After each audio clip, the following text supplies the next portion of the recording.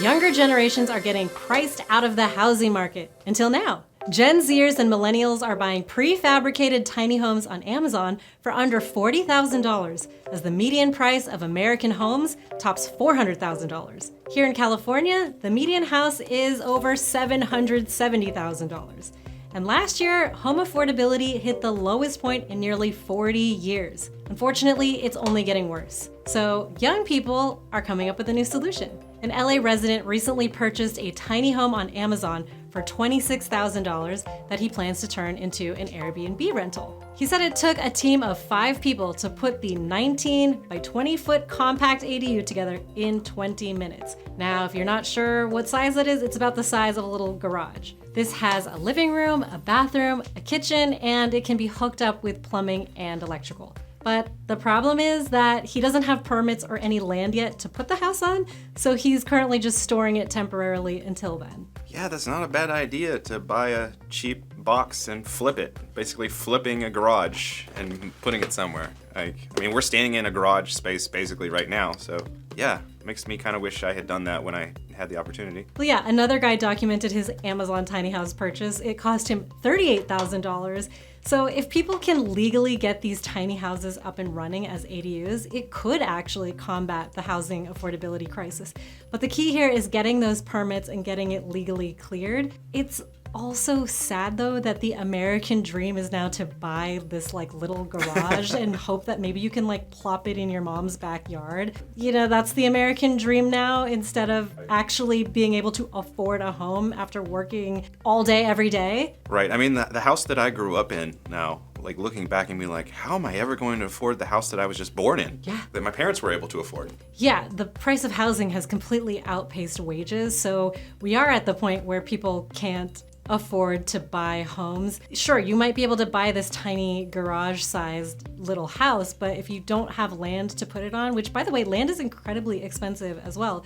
In Los Angeles County, it can still cost you several $100,000. So for a couple $100,000 plus the $20,000 or $40,000 for this little box, are you really saving that much money? You're just getting a really small amount of square footage. So if you buy one of these cheap houses, if they're cheap, how long would they even last? So apparently they're actually very well made, and they can hold up just as well as, a house that is built not prefabricated. But what if a tornado comes? Yeah, well, what if a tornado comes to any house?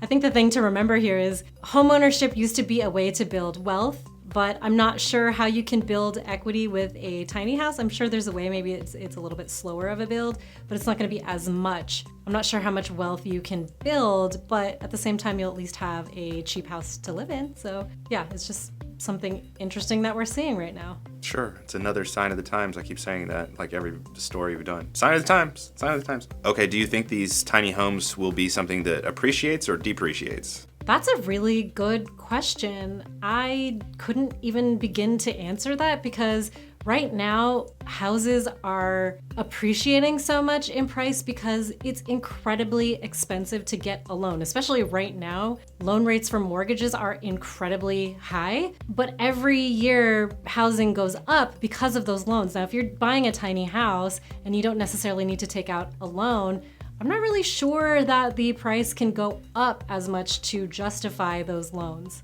that you no longer need, which is interesting in itself because the banking system kind of relies on us to take out these massive loans to buy houses and pay them exorbitant amounts of interest. My rent just went up this month by $100. Where's all this money going for all the prices that keep going up? Just into the pockets of the 1% of the 1%? I mean, yeah, essentially. When are we going to push the button that says stop, go back? This is too much? When we all just buy tiny houses, don't take out any loans, and put them on little trailer park style lots, and that's it. That's the new American dream, guys. No banks involved. Living in a garage is the American dream. Living in a garage. That you can barely afford. That you can put in a storage unit because you can't afford to buy the land. Right. So living in a tiny house in a storage unit is the new American dream, guys. Sign up for it. Are you excited? 2024, yes.